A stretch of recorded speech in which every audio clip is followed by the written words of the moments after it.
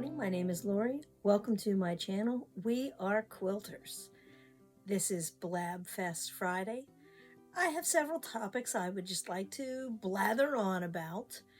I do have some eye candy for you at the end of the video. And I will try to keep it brief because I can. And I promised my son I would do just that. So first thing I have to show you is a wall hanging. Last week I was reminiscing about Yahoo groups, and I hope that my friend Isla, who was a big organizer in our group, she was a co-sponsor with me.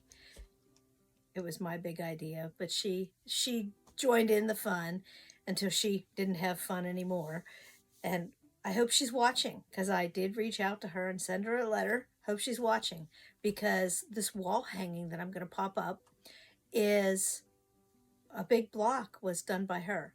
We took a piece of muslin in the group, and it had certain dimensions, and I don't remember what they were, and we divided it into 5 different sections. And when you received someone else's muslin, you picked a square and you filled it in with a block. So here is the wall hanging. Isla made this fantastic cabin. Now, this was made, before 2010, before our retreat. And here's a retreat bag. I did bags. They were from the Dollar Tree. And you can see that some of my purple thread with my name ran when I washed it, which makes me sad. I should have used a color catcher, but I didn't. She made this fantastic cabin block at the next to the top. And the ironic thing is, in 2020, we bought a cabin in upstate Michigan, and it looks very much like this fantastic cabin that Isla made. So I need to finish this up. I'm going to put some borders in between and not just let it the way it is. So those are my Yahoo reminiscence of the We Are Quilters group. And our retreat was in 2010. Wow, doesn't seem like it. 14 years ago. Holy cow. Anyway, so during the week, I did some organizing. I found 3 different bins, and I'm not popping up a picture because the shame, the horror. I found 3 different bins of orphan blocks, or parts of orphan blocks. So I consolidated those, got them out of those bins, and put them in drawers. I have a small drawer for pieces and parts, and a larger drawer for orphan blocks. And I also have a basket for what I'm going to call good starts. They're like the center of the car quilt. There's 2 or 3 things in there, not a whole lot, but things that need to be taken care of. I also decided that when the big pile of little tiny scraps fell over the other day and all over the floor, and then I had to pick them up, I decided it was time to sort some scraps. So I got out some little containers, and I started to sort them by color, because I already have a system in place. I just haven't dealt with new pieces recently. And by new, I mean a year and a half since I retired. So it was time to deal with this. So I pulled out, I believe there are 8 containers there.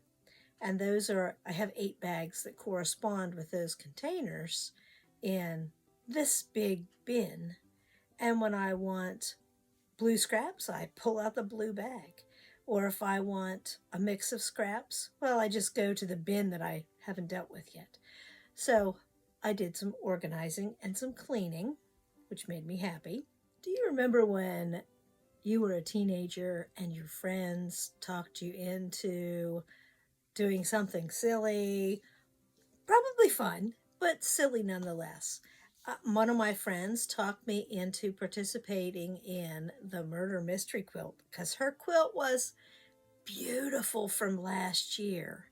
And I don't know if I can show that quilt at all, so I'm not going to. I'm just going to pop up a picture of the website and you can go see whatever they have because everything is a big secret. Shh.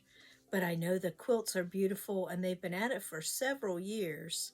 And you make a quilt over the course of a year to solve a murder mystery.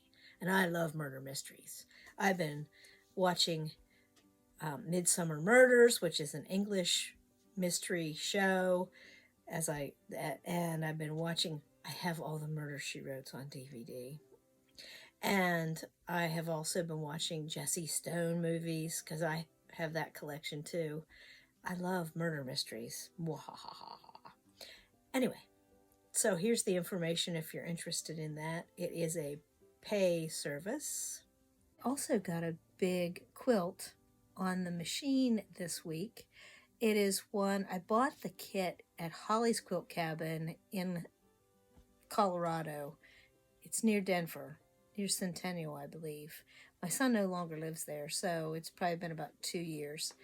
My husband picked out this quilt kit actually, and it had extra fabric in it, so I made it a little bit larger.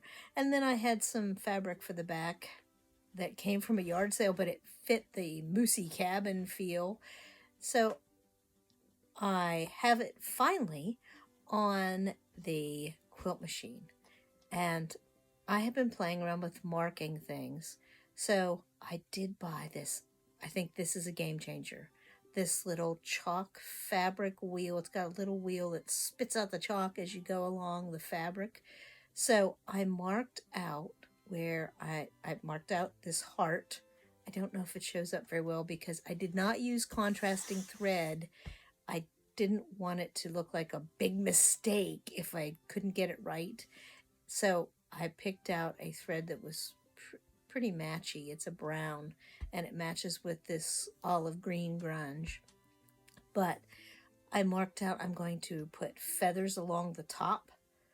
And when I did this heart, I think this is a game changer because it makes it so much easier. And I know that this chalk comes out because after I did the heart, I brushed it away a little bit with my hand and no marks. So I have the spine, where the spine is going to go for the big feathers on there, and I just need to get to it. Today I'm moving to another part of the room because I've been showing like doubles of a quilt as I am using the split screen, and that drives me crazy. So I'm just moving over to the sewing table, moving the chair in a little closer so you don't have to look at doubles, because I want to show you a picture of the updated car quilt. The center is done and I've added a 2.5-inch border, and now I am adding jewel box blocks around it like I showed a couple weeks ago on the Build a Block Wednesday. And I am using that as a leader ender project as I go, but I need 24 of those blocks to go the whole way around. I have 7. I've got lots of parts and pieces, but I only have 7 blocks. So I am working on that as I am working on my weather quilt. I'm very pleased how this car quilt is turning out, because all of these parts and pieces are basically garbage and leftovers. They're not things that are precious, but I am going to get every inch of usable fabric out of it that I possibly can. So if my son loses this, it's going to be okay. He won't. But if he does, it will be all right. I mentioned last week that I was starting a weather quilt. Yes, not a temperature quilt, because everybody's making a temperature quilt, and that takes to use the high temperature and the low temperature for the day. Well, I'm not always in the same part of the country. We live 6 months here in West Virginia and 6 months in Michigan. And we travel back and forth, and sometimes we visit other people. So I don't think I'd be able to do an accurate temperature quilt anyway. So I have decided to do a weather quilt. That was my favorite subject to teach in science to kids because when you get to be adults, what do you talk about with people you haven't seen for a while? Oh, what do you think of this weather? Oh, my joints ache, and oh, I can tell it's going to snow. You talk about the weather. It's a common, everybody has to live through the weather. So I am making a weather quilt. My husband says, "Ooh, isn't that kind of a big project?" Well, yes. So I have been keeping track of the weather every day on this little clipboard, and it's going pretty well so far. And then I use a slip and I have a color key so that I can keep track of what color goes where. And I'll share more of that at a later date because it's not complicated, but it's more than one little tiny step. And then I color in some blocks and then I pull some fabrics. And I've got a fantastic basket of fabrics. It's an organization thing, so it's a challenge for me to keep up. I'm seeing if I can handle it. So far, I'm doing pretty well. And I'm using the jewel box blocks as the leader ender for the weather blocks. So hopefully I'll be able to keep up. And here's a sample of a few of the weather blocks. And I am stitching the little paper that goes with the date. 2 little stitches so I can pull them right, basting stitches so I can pull them out, and I'll be able to put them in order because with a temperature quilt, that's what you do. You put things in order because you're keeping track just to see what colors show up. So I'm doing that with the weather.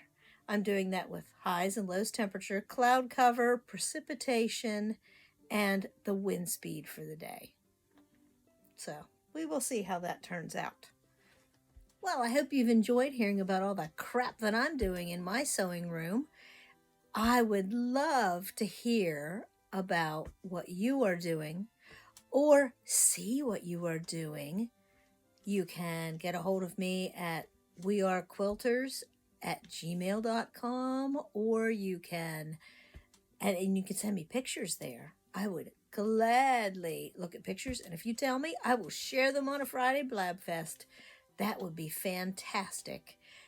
I can also be reached on my blog, and you can leave comments there. I don't think it will allow you to leave pictures, but you can also reach me on my blog. So, see you on Monday for another episode of Upskill Monday is what I've decided to call it. See you then.